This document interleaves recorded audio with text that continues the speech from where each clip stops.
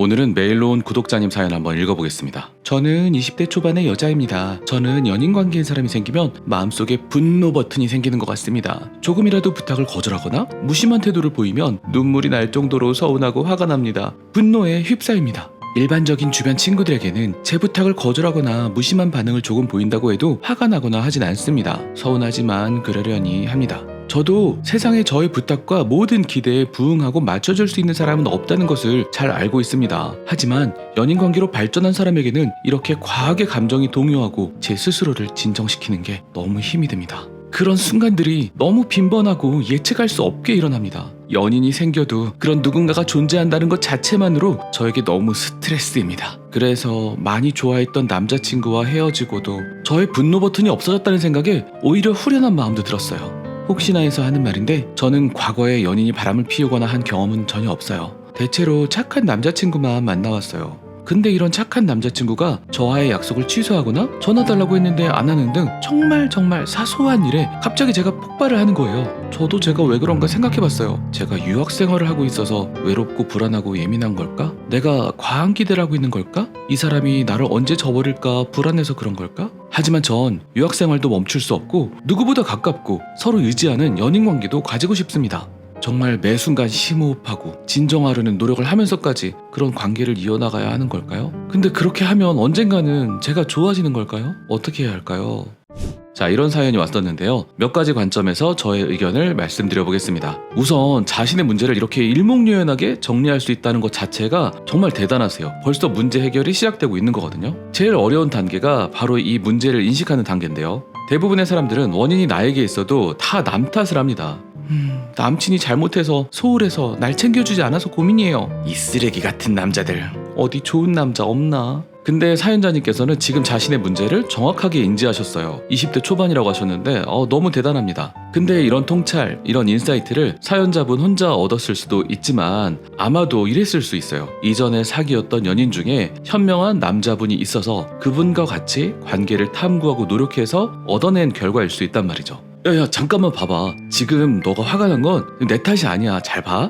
지금 우리 사이에는 이런 일이 일어나고 있는 거야 라고 말이죠. 그리고 사연자님께서 이것을 수긍하게 되었다면 이런 과정은 이전 연인들이 준 헌신과 신뢰, 현명함, 사랑을 받는다는 느낌을 주었기 때문에 사연자님께서도 그런 통찰을 수용할 수 있게 되었을 가능성이 높습니다. 사연자님께서 이전 연인 관계를 묘사할 때 착했고 누구보다 가깝고 의지했던 사이라고 하셨는데요. 좋은 사람을 만나서 좋은 연애를 하셨던 것 같아요. 아마 사연자님께서 좋은 사람을 보는 눈을 가지고 계신 것이 아닌가 합니다. 그리고 가족이나 친구가 주지 못했던 친밀함, 서로에게 수용된다는 느낌을 연인 관계에서 찾아냈다는 생각이 들어요. 그것을 누군가와 찾아내고 나눌 수 있다는 것은 정말 인생에서 보석 같은 일이죠. 한번 이것을 알면 계속 이것을 추구하게 되고 다른 관계는 껍데기뿐이고 피상적이라는 느낌이 들 수도 있는 거예요. 그래서 여기까지는 너무 좋습니다. 자, 사연자분께서는 20대 초반이라고 하셨는데요. 이때 연애에서 가장 문제가 되는 점이 바로 퓨전의 욕구입니다. 그 사람과 융합하고자 하는 그런 욕망인데요. 20대 초반의 연애에서는 서로가 왠지 하나가 될 수 있다는 그런 환상을 투영하는 경우가 많아요. 그래서 어떨 때는 거의 그 사람과 내가 하나처럼 아니면 또 다른 나처럼 느껴지기도 합니다. 아니, 우리는 하나인데 내 마음이 이런 걸 쟤는 왜 모르지? 서운합니다. 우리 하나인데 하나처럼 느껴지는데 왜 내 마음을 이리도 캐치를 못하는 거야? 또 내가 남들에게 화를 잘 못 내는 성격이라도 나의 연장선인 연인에게는 잘 낼 수도 있어요. 우리 마음속에 자기 혐오도 있기 때문에 또 다른 나인 연인에게 화를 내기도 쉽고 혐오를 덮어 씌우기도 쉽습니다.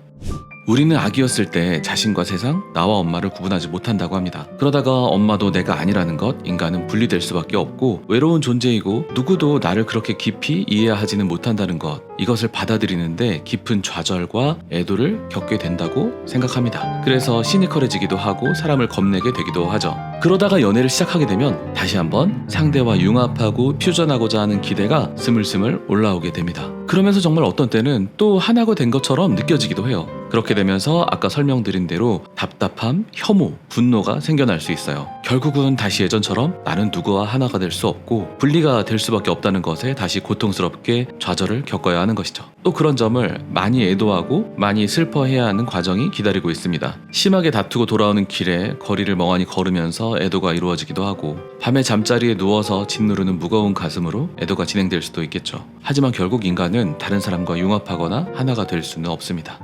사연자분과 제가 대화를 나눈 게 아니라 단편적인 메일만 받은 것이기 때문에 사실 어떤 해석이 맞는지는 잘 몰라요. 그래서 다른 몇 가지 가능성에 대해서 한번 얘기해 보겠습니다. 자, 화를 내는 대상이 실제로는 남자친구가 아닐 수도 있습니다. 내 인생에서 내가 진정으로 화를 냈어야 할 사람은 따로 있었을 수도 있어요. 내가 화를 냈었어야 하는데 못 낸 대상, 내가 정말 중요한 시기에 나를 거절하고 무심하게 대했던 사람, 만약 있으시다면 아마 가족일 가능성이 제일 크겠죠. 정상적인 양육 과정에서도 아이는 단계별로 적절한 좌절을 느끼게 되는데요. 부모님이 나를 거절하고 무관심한 것 같아서 내가 화가 났지만 화를 내지 못하거나 공격성을 표출하지 못했을 수 있어요. 예를 들어 아버지 어머니가 너무 연약하다는 느낌이 들었을 수도 있습니다. 그분들이 나의 공격성을 견디지 못했을 것 같다라는 느낌이 들었을 수도 있고요. 또 가족 안에 차마 말하지 못하는 비밀이나 주제가 있어서 그런 무거운 분위기 때문에, 아니면 나를 쉽게 떠나버릴 것 같아서, 또는 이미 떠나버려서 공격성을 표현 못했을 수도 있습니다. 연인 사이가 되어서 그 사람이 나에게 중요한 사람으로 자리 잡게 되면 예전에 나에게 중요했던 사람에게 노출하지 못했던 공격성이 나올 가능성도 있습니다. 그 사람이 견뎌주길 바라면서 말이죠. 근데 이런 것들은 저의 단편적인 생각이니까 실제로 정확한 탐색을 위해서는 상담 심리사나 정신과 선생님들과 상담을 하시는 게 좋을 거예요. 그런 과정에서 나의 어떤 특정한 성격 기질이 발견될 수도 있습니다. 하지만 뭐가 됐든지 간에 내 고통의 기원을 알았다고 해서 바로 치유가 되진 않습니다. 결국은 미뤄둔 고통과 슬픔을 겪어내야 되거든요. 호스피스 정신과 의사 큐블러 로스가 이런 말을 했어요. 슬픔은 우리가 준비되었을 때까지 기다려줍니다. 언젠가 내가 강해지고 내가 준비가 되면 그때 애도 과정이 진행될 수도 있습니다. 근데 사연자님께서는 인생에서 진짜를 하나를 찾으셨잖아요. 연인과 느끼는 친밀함, 서로 의지하고 믿는 느낌, 거기에서부터 시작하시면 될 것 같아요. 연인관계는 어떻게 보면 재양육의 과정이기도 합니다. 완전하지 못했던 부모님과의 양육 과정은 친구나 직장, 동아리 이런 관계에서 치유가 되긴 쉽지 않잖아요. 하지만 연애를 통해서는 조금씩 가능하다고 생각해요. 연애를 통해서 자신을 발견하고 애도하고 성장해 나가는 과정은 중요합니다. 그래서 어렸을 때, 젊었을 때는 연애도 일처럼 하는 게 필요해요. 다시 사연자님 얘기로 돌아가 볼게요.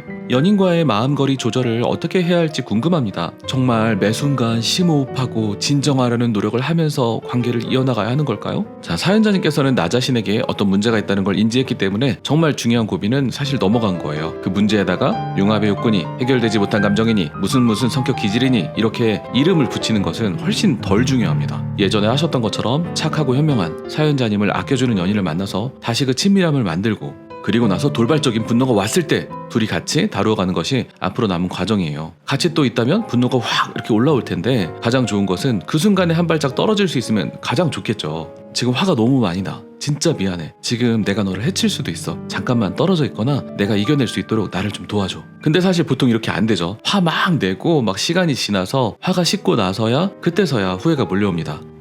내가 아까 헐크 상태였구나, 아까 상처를 줬구나, 그런 죄책감과 미안함, 혐오감이 들면 그때 그 감정을 가지고 바로 지체 없이 연락을 하세요. 창피해하지 마시고요. 아까 내가 그런 상태였어, 미안해. 그렇게 해서 그 문제를 둘이서 같이 다루려고 하세요. 사연자님께서는 남친 탓을 하지는 않을 거 아니에요. 이미 내가 문제라는 인사이트가 있으니까요. 그렇게 하면 아마 미래의 남친도 도와줄 겁니다. 사연자님은 그에게 소중한 사람이니까요. 사연자님께서는 둘 사이에 생겨난 소중한 감정을 느낄 수 있는 사람이기 때문에 반드시 그런 연인을 알아볼 수 있고 또 만날 수 있을 겁니다. 처음부터 문제없는 연애를 하는 사람은 거의 없다고 생각해요. 누구나 연애를 하면서 서로의 아픔과 고통으로 만들어진 마음속에 뒤틀린 가시를 보여주게 되고 재양육의 과정을 거칩니다. 누구에게도 이해받지 못할 것 같았던 내 마음속에 뒤틀린 가시에 서로 찔려서 상처 입고 애도하고 보듬어주고 해결해 나가는 그런 과정이 사실은 서로에게 필요한 과정이었다는 것을 깨닫게 되는 것, 이것이 연인으로서의 성장 과정이지 않을까 싶습니다. 살다 보면 여러 사람들을 만나게 됩니다. 나의 가시에 한 번 찔리고서는 바로 떠나가는 사람, 최대한 아픔을 참아보는 사람, 그리고 그 고통 속에서도 같이 보듬고 성장해 줄 수 있는 사람, 이 모든 사람들에게 미안하고 감사한 마음이 드는 순간이 있다면 그건 아주 멋진 일일 거예요. 영상을 보시는 현자님들 중에서 도움을 주실 말씀 있으시면 댓글로 달아주시면 좋겠습니다. 자, 오늘 영상은 여기까지입니다. 우리는 스킬을 넘어 진심으로 가는 중입니다. 현자님들, 저는 다음 영상에서 여러분을 기다리고 있겠습니다. 내 속에 내가 너무도 많아. 당신의 쉴 곳 없네. 내 속엔 헛된 바램들로 당신의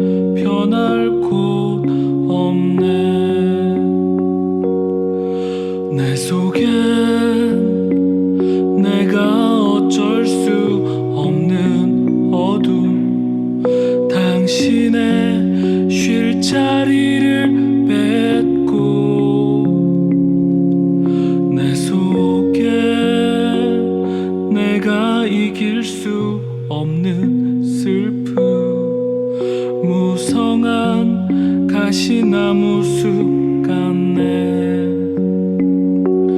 바람만 불면 그 메마른 가지 서로 부대끼며 울어대고